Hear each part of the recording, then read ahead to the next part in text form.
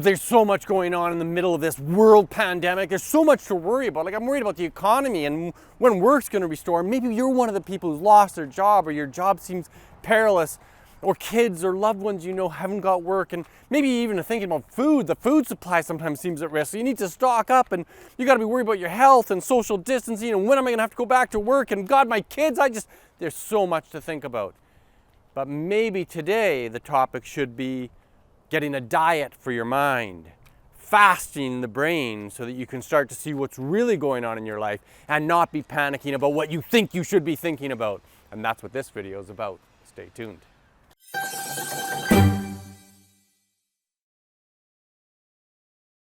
As a coach, public speaker, and best-selling author, I teach topics just like this one all around the world.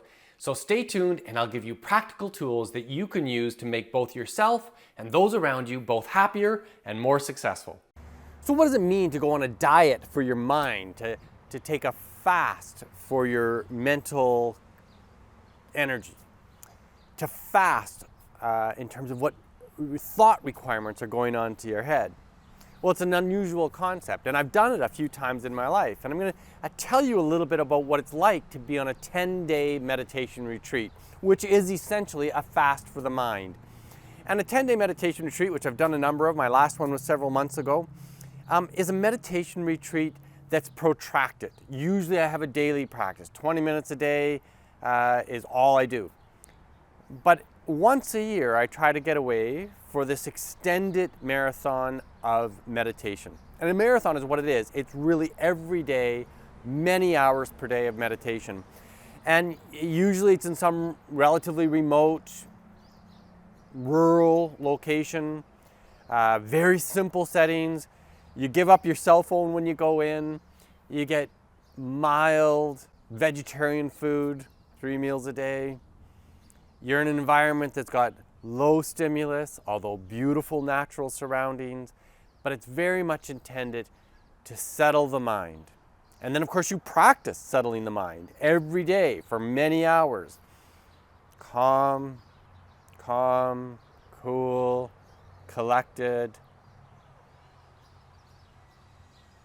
observing one's thoughts, reducing the volume of thoughts. And you practice day in, day out. And it's hard work. For the first few days, your rear end gets sore and your mind is racing and you're bored to death with all that sitting. And yet, there's something incredibly powerful in this practice.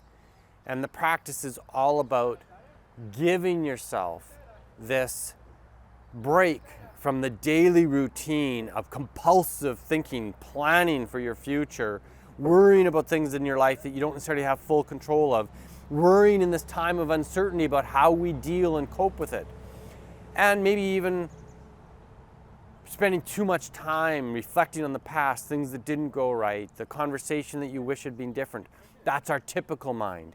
And when we fast the mind, when we give it a diet of meditation, of calm, quiet, we get profound changes.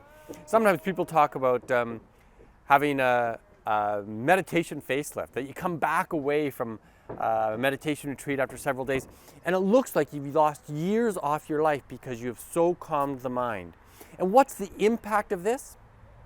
It's essentially that you find this experience that in Eastern traditions they call emptiness. We meditate so that we can empty the mind.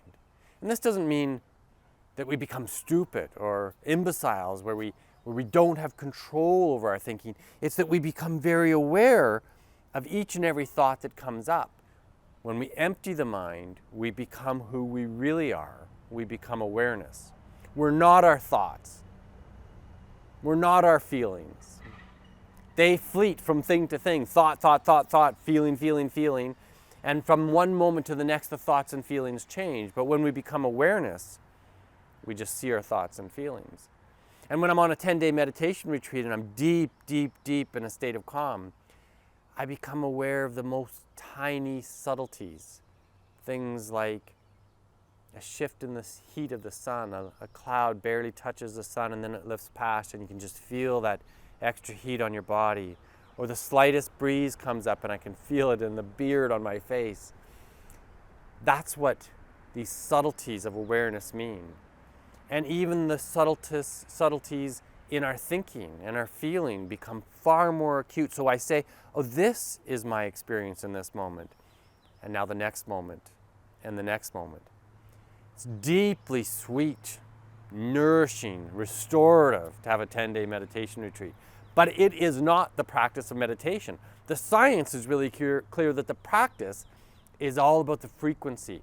Every day, training the mind to get quiet. Every day in my 20-minute session, quiet, restorative, nourishing, seeing the current moment, experiencing the now, recognizing the subtleties of my shift through the day from one thought and feeling to another thought and feeling. And the benefits are huge. Calm. You get perspective. Wisdom comes when you're calm and have a clear mind. And you also obviously get this huge mental health benefit that provides all this resiliency.